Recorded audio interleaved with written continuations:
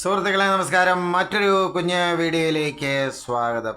ഇപ്പോൾ സമൂഹത്തിൽ കാണുന്ന നന്മയെക്കാളും തിന്മയായിരിക്കാം യുവ മനസ്സുകളെ കൊത്തിവലിക്കുന്നത്.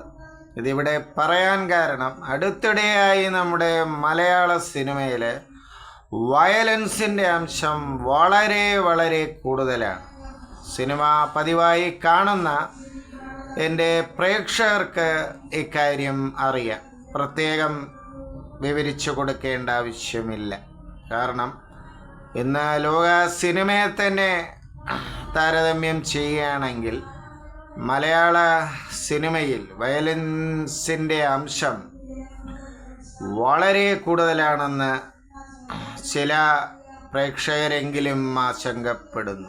കാരണം നന്മയെക്കാളും തിന്മയാണ് മനുഷ്യ മനസ്സിലേക്ക് പെട്ടെന്ന് കുടിയേറുന്നത്.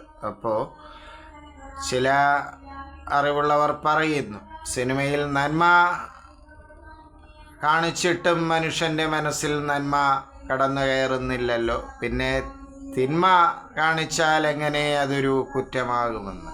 സുഹൃത്തുക്കളെ, തിന്മയാണ് നന്മയെക്കാളും കൂടുതൽ നമ്മിലേക്ക് പെട്ടെന്ന് പ്രത്യേകിച്ച് യുവ മനസ്സുകളെ ആകർഷിക്കുന്നത്. അപ്പോൾ ദയവ് ചെയ്ത് നമ്മുടെ ചലച്ചിത്ര നിർമ്മാതാക്കൾ ഇക്കാര്യം ശ്രദ്ധിക്കണമെന്ന് പല പ്രേക്ഷകരും ആസ്വാദകരും ആവശ്യപ്പെടുന്നു.